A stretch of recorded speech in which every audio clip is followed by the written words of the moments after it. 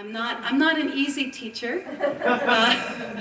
I'm very kind and gracious, but I'm certainly not an easy teacher. So you'll see how they met all of the challenges with grace, humor, and authenticity.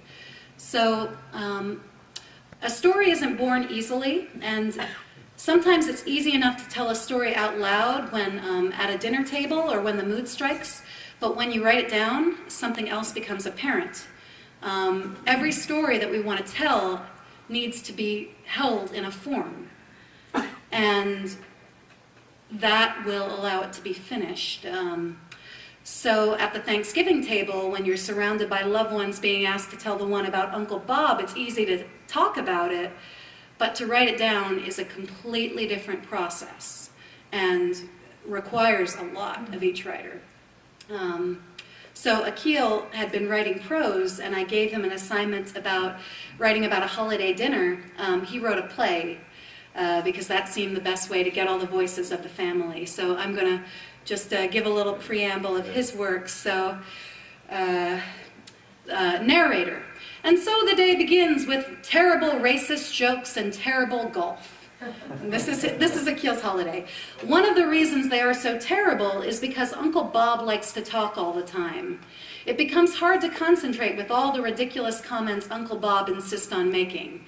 At the ninth hole, Uncle Bob and Akil find themselves in the middle of the fairway. Uncle Bob is chatting up a storm. A few ladies are waiting at the tee. One of the women yells out angrily, "Hey, can you play through so we can get going?" Uncle Bob, "Go ahead and swing. It's 200 yards. You'll never get near us." Narrator. A larger woman gets up to the tee to take her drive, fuming.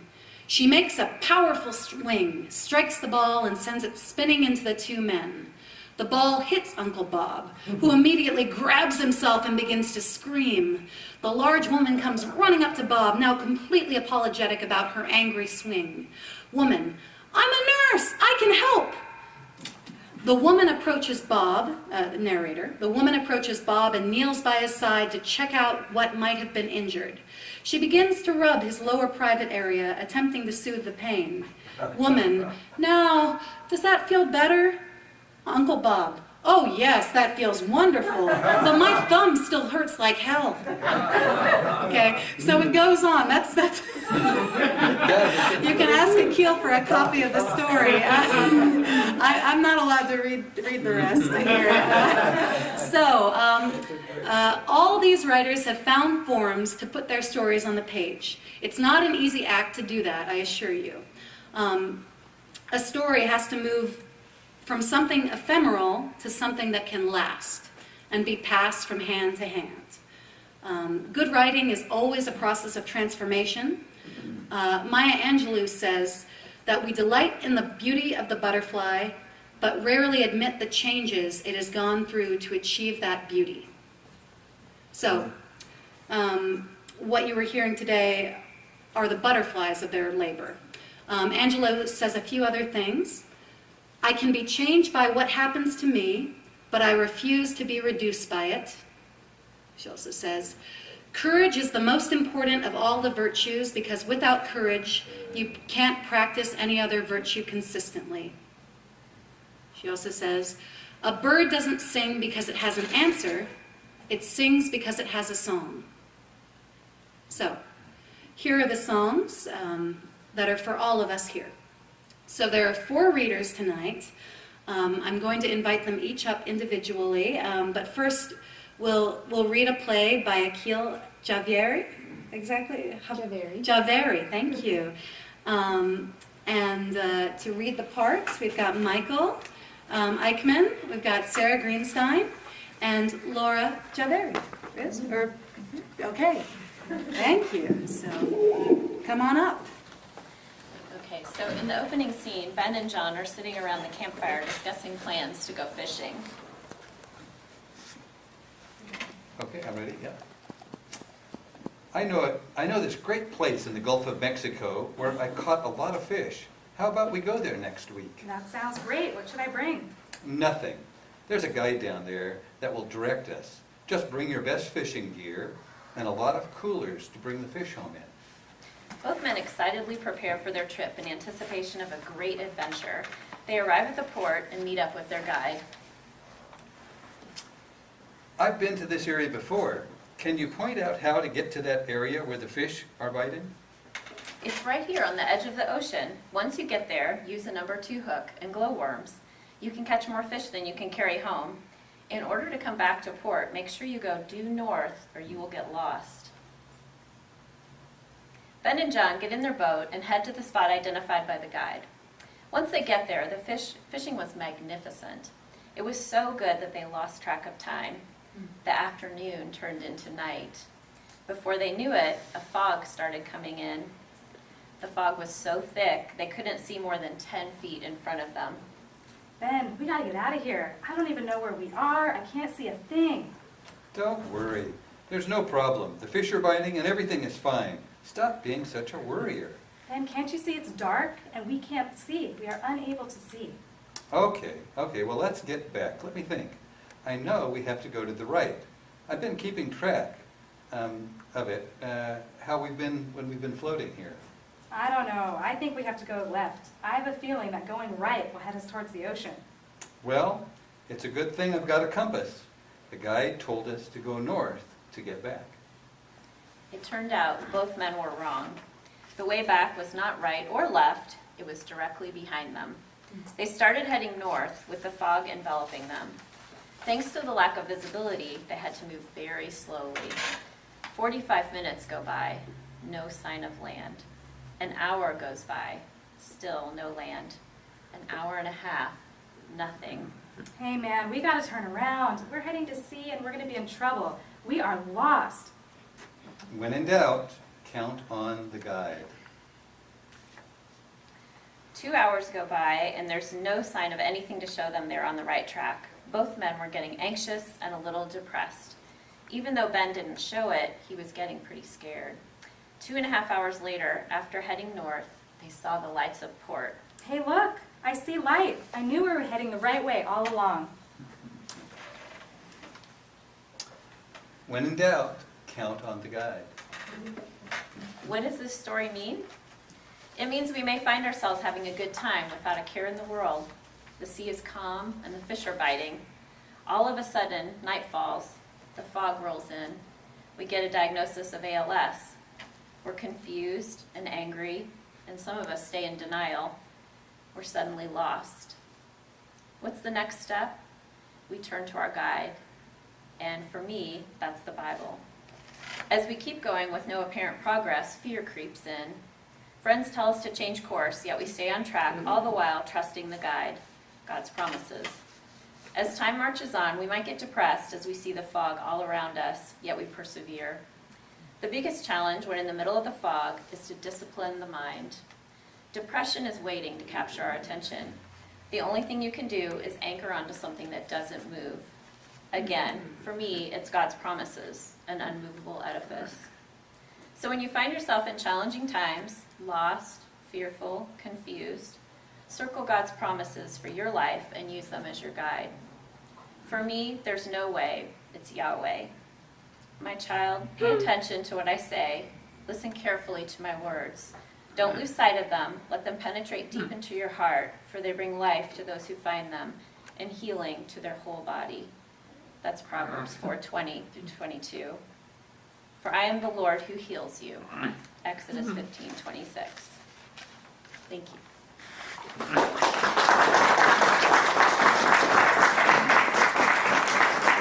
Thank you.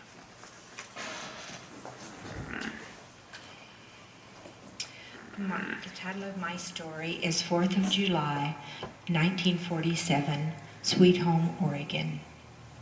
As I walked toward the naked goat, slowly rotating over a metal half-barrel, curdling hot, glowing coals, a deep Oklahoma voice says, "Morning, Dudge, you're looking mighty pretty. I hear you had some big excitement around here last night."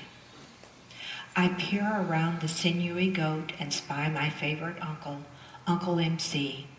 He sits on a wooden crate, his sun-browned face framed by a white cowboy hat and 2 overall-covered legs stretching high above the leathery hand turning the spit.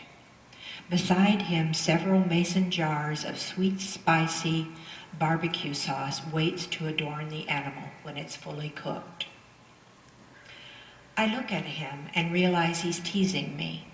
Maybe he doesn't notice that I'm a bony, 5-year-old girl covered with freckles I got from drinking coffee. I will miss him so much when he moves his family back to Oklahoma. Uncle MC says he refuses to live in a tent or a chicken house, the only cheap housing available in the oaky, bloated sawmill town. Morning, Uncle MC. I feel so bad about the tent. I started swinging around that old tent pole just for something to do, when all of a sudden it started to twist and the whole tent came crumbling down, covering our bed pallets, groceries, and all our possessions. Mama was outside cooking and cried until Benny Boy crawled under the tent and pulled me out. I was sure I was going to get the whipping of my life, but when Daddy got home from work, he just stared in wonderment at the white, jagged mountains standing where he'd left the tent he was so proud of that morning. He, Benny Boy, and Uncle Tullis got the tent back up, but then I started to cry because it was so late and Mama and Daddy looked so tired. But they both hugged me and said we're safe and together, so everything's okay. A smiling Uncle MC says, "You need to stay away from tent poles and excitement, Dudge." "Yes, sir, I'm going to try real hard, Uncle MC. We'll see you all at supper." As I skip toward home, kinfolk and friends, spirits buoyed by today's celebration, smile at me above skillets of golden cornbread, poke salad simmering with salt pork, flaky fried pies, and black-eyed peas cooking on grates over glowing fire pits. The sweet-sour scent of Great Northern beans swimming in onions, ketchup, and molasses guides me to our tent, where Mama is waiting for me to help her fry chicken. Her hazel eyes widen, and I realize I must have gotten a little dirty scouting around our campground. Mama picks off twigs and brushes dirt from my favorite pink rose dress she made from flour sacks, then washes me with a nice cool cloth, wet from our precious water supply. My daddy's people, the Whites and Lands, and the Gaskies, Mama's cousins, along with the other folks who put in the money to buy it, gather around the red-coated goat. Money is scarce for us all, still reeling from the expense of the trip from Oklahoma and settling in. The little grocery store across the road sells to us on credit, and even though it's more expensive, we buy there, because the grocery store in town doesn't give credit. Usually, once a week, someone from the camp kills a deer and shares it with the other campers to keep down our costs, but we have to be real careful not to talk about it. We've lived here for 3 months, and Daddy has a good-paying job at the sawmill, so Mama and Daddy think we'll have enough money to rent a little house before winter sets in hard. We eat outside, everyone sampling other families' skillet offerings. After supper, we kids take turns lighting our sparklers, each glowing stick magically spewing lighted color against the Viridian Douglas fir trees that stretch to the moon in the dark sky, so different from the squat thickets of pine in Oklahoma. It's a strange new home.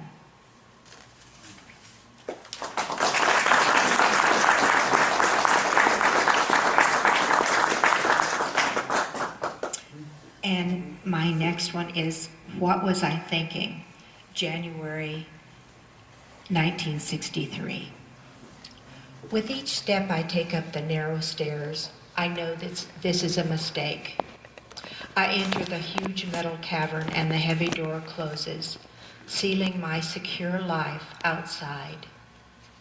It's my first plane ride, and too intimidated to flee, I celebrate my 21st birthday gazing through a window at the geometric patterns of fields below. my stomach clenched in uncertainty and fear of the unknown life awaiting me. I run through O'Hare, wondering how I, a naive country girl, can possibly find my connecting flight in this vast airport, which could swallow up my tiny hometown in its coffee shops. Sophisticated, gleaming black porters kindly direct me, and I locate my flight to Frankfurt, Germany.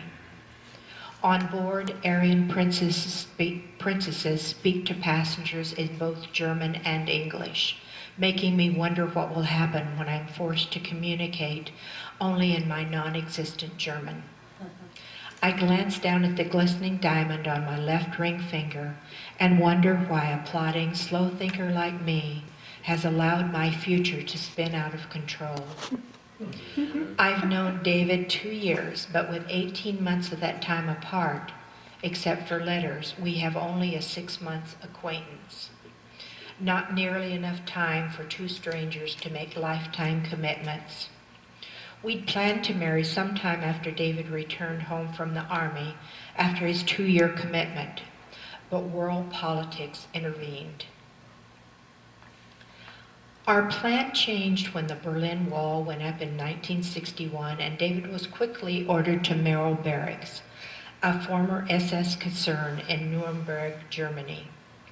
There he found mucking about in the mud and snow, shooting 155 millimeter howitzers more desirable than returning home to work in a dry, comfortable job in Oregon. Military life beckoned him, so he extended his tour to 3 years. I was sorry to be apart, but happy with my job working at the Bank of America in San Francisco, and the bonus of more time to be sure of our decision to marry.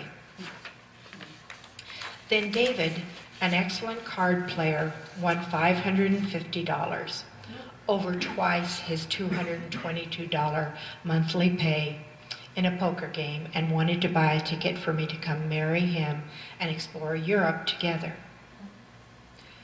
So here I sit, feeling like a mail-order bride won in a poker game. The stewardess announces that we're landing and that the outside temperature is 13 degrees. I don my thin San Francisco coat, slide my feet into strappy heels, and file dutifully off the plane.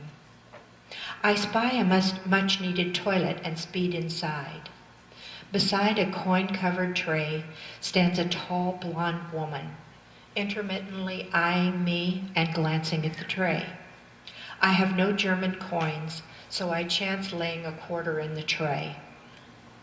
After scrutinizing the coin, she hands me 3 rough sheets of toilet paper, and her gaze releases me to a nearby stall. She awards me with the towel after I wash up, so I assume our contract is satisfactory. If there is this much ceremony involved in relieving myself, there must be many more difficult adjustments awaiting me in this country where I know only David. What on earth was I thinking? A dour-faced man sits alongside the barrier between passengers and greeters. After long and careful perusal of my passport, he decides I must not be a mute Russian spy or some other miscreant and motions me through the gate, where David stands, rock-like amidst jostling, waving welcomers. He looks different, with an added maturity and different aspect. We embrace, and I wonder, who is this stranger?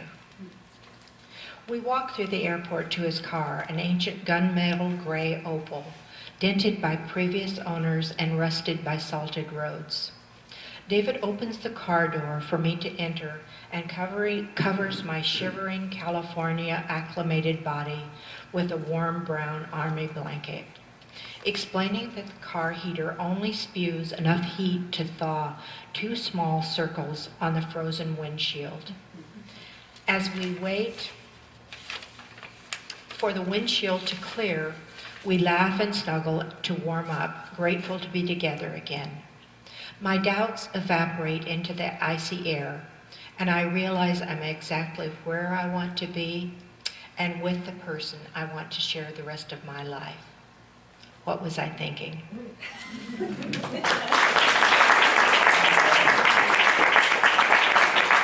And I just love how she takes you right into the moment. So the next reader we have is John Solomonson. I'm just going to change his windows.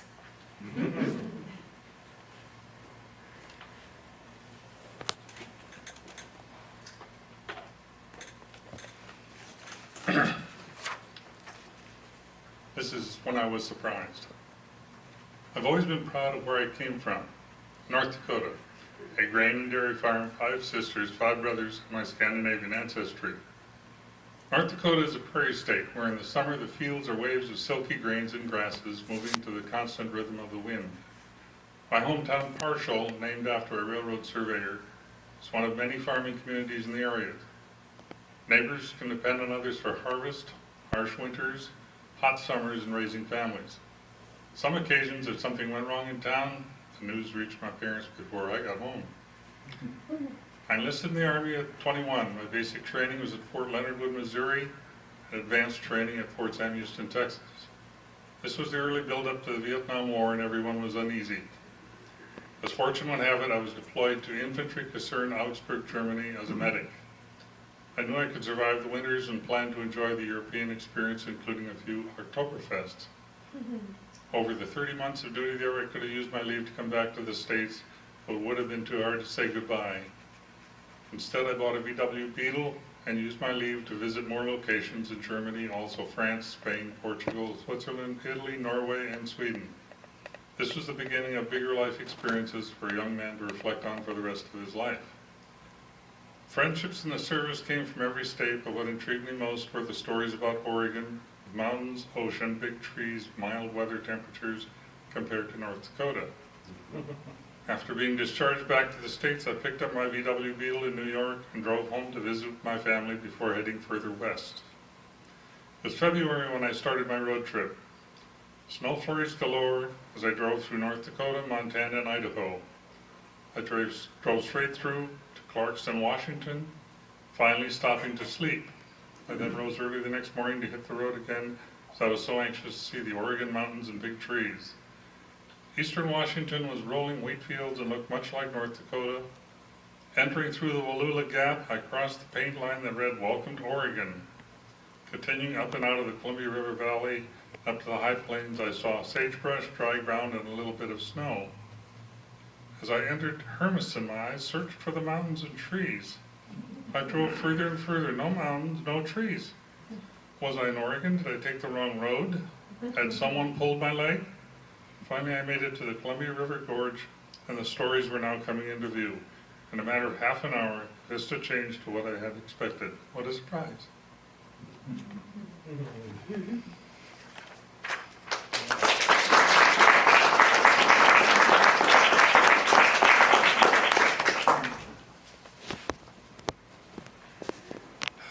This one's the chase.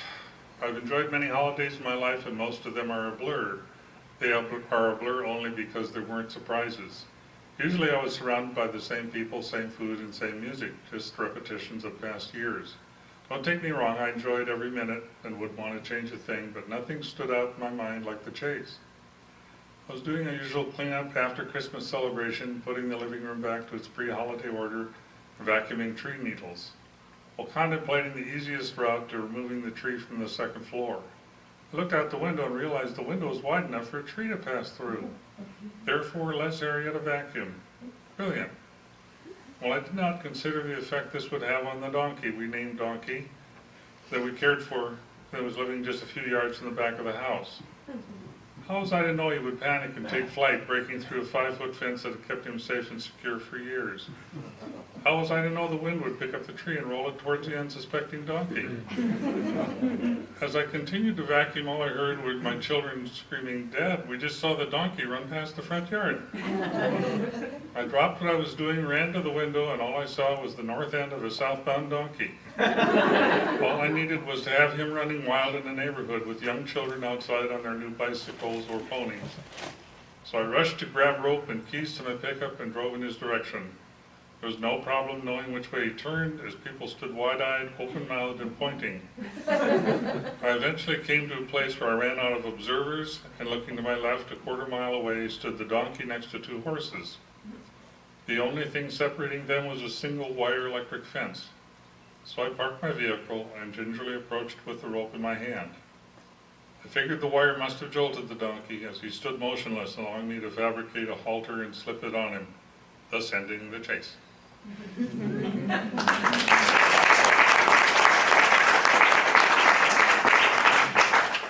So,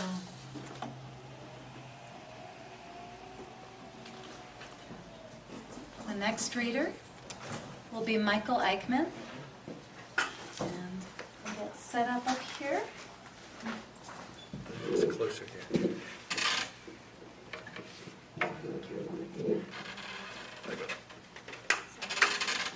That'll be good. That'll be good. Yeah, but it's Oh, turn it. yeah, there we go.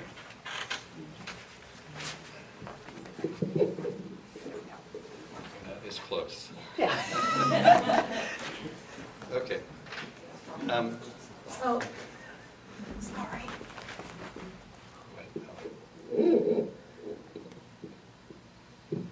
This is a very old building. This is an old mic stand as well. Might be from the 1920s, who knows? All right, great. That's much better. Okay, this one's called The Examined Life, Eating Crow.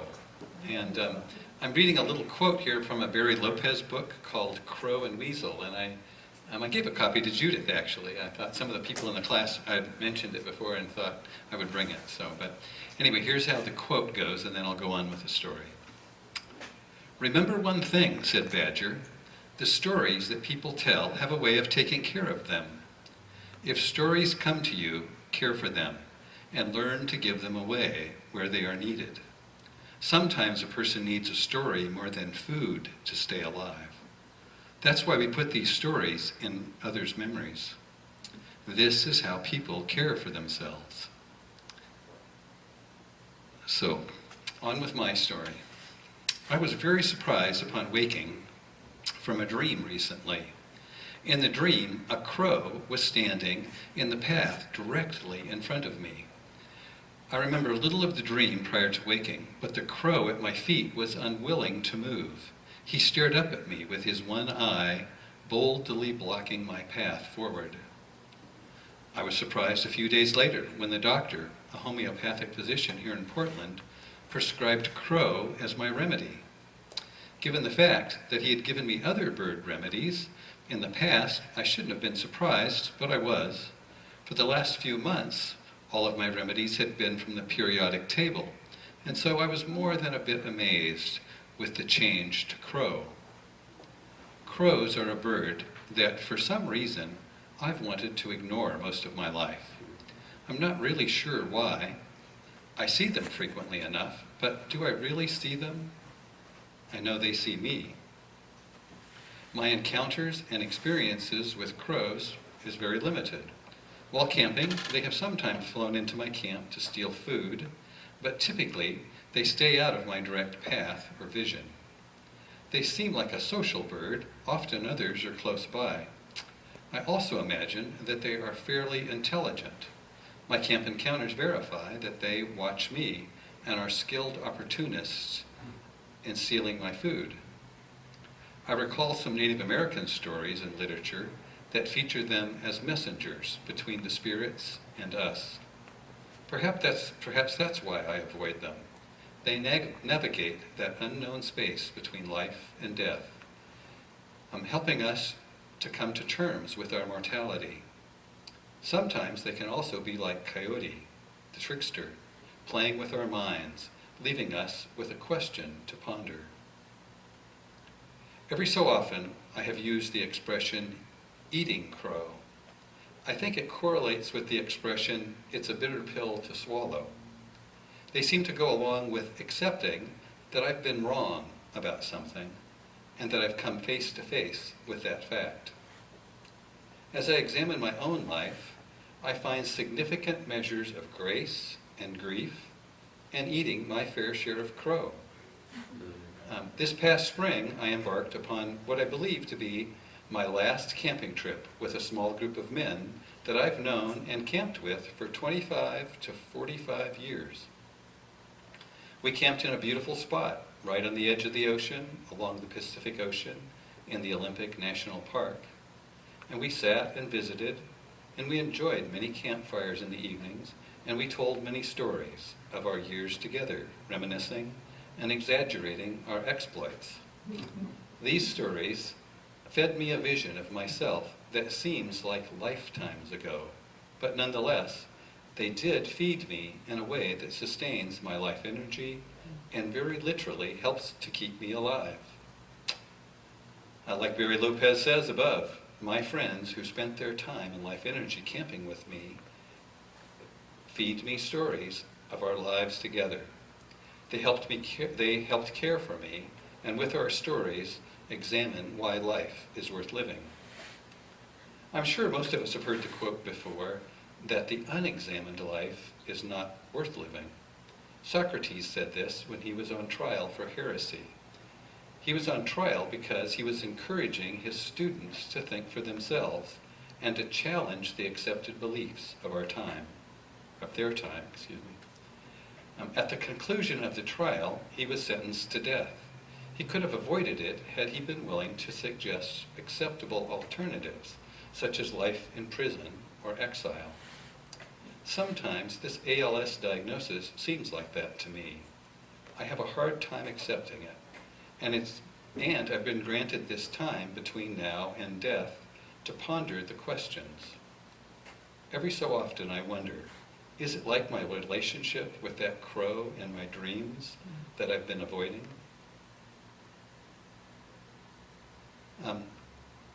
Is it like the reminiscence? Is it like the resistance I have to getting a feeding tube?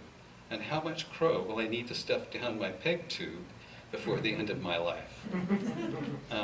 It's not likely that I'll pull off a Socratic moment at the end of my life. I'm hopeful, though, that I will be remembered in those few stories that my friends tell regarding my contribution to the greater good. And let's hope that it's not for the large portion of crow that I was able or unable to eat. Announcing that toilet training had begun in earnest. Oscar is 2.5 years old and full of life, with a rambunctious exuberance about almost everything he does, and it sounds like toilet training is no different. The irony of the moment was that I was also starting to use my potty chair. I was unable to get off of a regular toilet, and I need a raised seat. And like him, I need someone else's help cleaning out a messy bucket. I offered to send a picture back, but we are both utterly dependent on those around us to meet many of our physical needs, to be looked after and to be cleaned up, and to clean up the complications and the chaos of our lives. Although Oscar is learning how to do it for himself, I am losing the ability to do it for myself. It may be cute seeing Oscar learn how, but I was told clearly, do not send a picture of me on my big potty chair. And I understand why. And Dina, my wife, understands all too well. He is learning how to use a fork and a spoon and eat his food in a way that shows a veneer of being civilized. My veneer is eroding away. I can see it in the eyes of some of my friends. They get uncomfortable when we share a meal together as I feed myself as best as I can. Oscar is the plump one with muscles growing and developing new abilities every day. I am the plump one with muscles deteriorating and evaporating away, little by little every day. He has one foot firmly planted in the here and now, and the other in an unknown future. Like him, I have one foot rooted firmly here, and the other in an unknown future place that is as great a mystery as where we both came from. I'm not really old by today's standards, and he's not a baby. He's a toddler. But we're at the margins of life. nearer than most among us to the beginning and the end. I have to give up my masquerade of being immortal. Oscar is just beginning to believe that he is immortal. At night, I go out and look at the moon, wherever it is, and I think about that starry darkness from whence we came and where we return. It is the greatest mystery of all. I think about my grandson and the circles of life we share. I think about his father, my son, and his friends. I think about my father and his friends. And I think about my friends and the multitude of men with whom I have shared many a night in the out of doors and in the woods.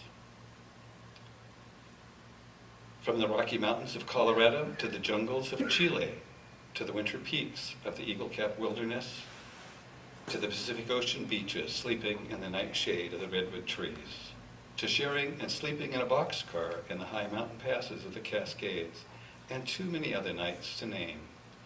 I'm grateful that we have each other in the darkness. I understand that need to remember and to be remembered, even if only briefly standing in the darkness of the night sky with the stars and the moon, as men have done for generations.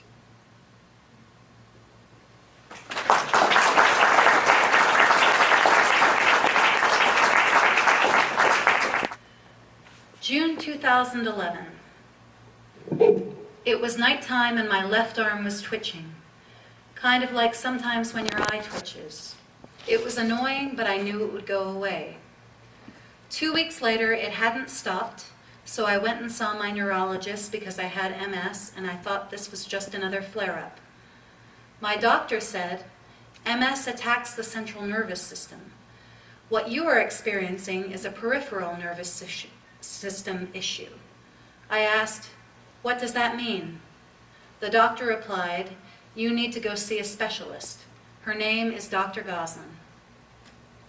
On July 28, 2011, after meeting with Dr. Goslin for a month, after she told me that she expected I had ALS. Surprise! I had just met my Goliath. He walked into the room and threw down the gauntlet. He dared me to pick it up and take him on. Fast forward 2.5 years. My health has deteriorated. My speech is barely intelligible. I've lost the ability to feed myself or even take care of the most basic hygiene needs. I'm relegated to a power wheelchair whenever I'm awake. I need to be turned in bed throughout the night because I can't even move myself. Many times I have wanted to quit, to basically stop being me. I'm done. I have contemplated ending my life using Death with Dignity, DWD. It seems like the best thing to do. I'm getting more broken. A young mother wanted to encourage her 5-year-old son to learn the piano. A Polish composer was coming to town. He was a master composer named Paderewski. In order for the mom to encourage and inspire her son, she purchased tickets to the performance. That evening came, and they went to see the great Paderewski perform. After they found their seats, the mom spotted some friends. She turned to the son and said, "Wait here, I'm going to say hello to some friends of mine." The moment the mother stood up and began to walk towards her friends, the boy wasted no time in looking for something to do. He found that something in the way of an exit door. The lights dimmed, and the mom came back to her seat, only to find that her son was gone. She was looking around for him when the curtain opened up, and on the stage was a grand piano with lights on it. There, for all to see, was her 5-year-old son playing Twinkle, Twinkle, Little Star with one finger. Obviously, the mom was aghast. When Paderewski came walking out towards the boy's first inclination was to run off scared, but Paderewski quickly told him, "Don't stop playing. No matter what, keep playing." The master put one arm on each side of the boy and played a counter melody. Together, they made the most beautiful music. Music that enthralled and impacted the entire audience. When they were done, the little boy received a standing ovation. How does that relate to me in my struggle with ALS? Don't you see? I'm playing this broken music. I want to run away and just stop. But then I hear the master saying, don't stop. Don't quit playing. He puts his arm around me, and together we play the most beautiful music. When all is said and done, we will have created something that will impact the world. And who knows, it might even be worthy of a standing ovation. You never know what kind of impact you have on a world that is watching. So, Akil, special thank yous that I have to Janet Hummel. Can you stand up, Janet? Janet's been coming to class and transcribing and helping and sending out notes after, and she has offered to help make a book out of some of the students' work. You can see her book that she made over there for in a tribute to her mother's book, with her notes added on to Bobby Hummel, who also had ALS. So it's right on that green table over there. So thank you, Janet. Thank you, caregivers and partners who've been coming to the class and helping, and thank you for adding so much to the. We've had a really vibrant class. We've had a really fun time, actually. So thank you to the ALS Association. Lance, thank you for allowing us to do this. Shana, thank you. Rochelle, thank you. Sarah Greenstein, a special thank you. She was the one who approached me about doing this class, so I'm so grateful to her. It's been very moving. Okay, and on a final note, Maya Angelou also has a great quote. I've learned that people will forget what you said, people will forget what you did, but people will never forget how you made them feel. So, thank you, everybody here. Thank you, students. Thank you for allowing this. Okay. Something for you. Here. Oh. Okay.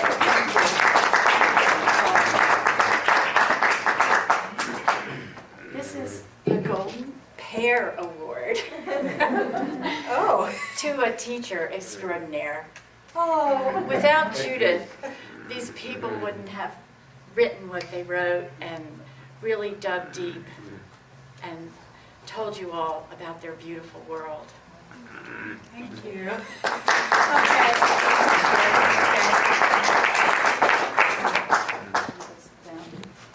So I want to take just a second to thank everybody who participated in this class. I want to thank you for opening yourselves up and for sharing your stories. We come together as a community in many ways. We come to support group and we share experiences. And this is a way, I think, to not only kind of go deeper and share with us parts of yourselves that we don't always see and that we don't always know, but to inspire also and to really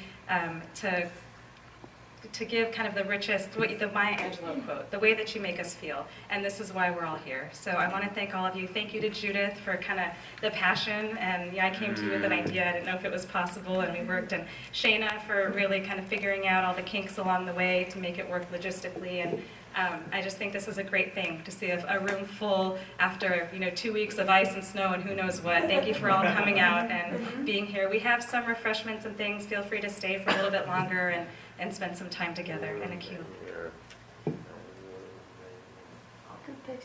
Group picture, great idea. Let's end on that note. Yes, thank you all very much, and thank you, Judith. Chapter? Sure. Oh, wait, do you want me to talk about it on Facebook? Are you okay with that? Sue, you want me to take a picture? You're the teacher.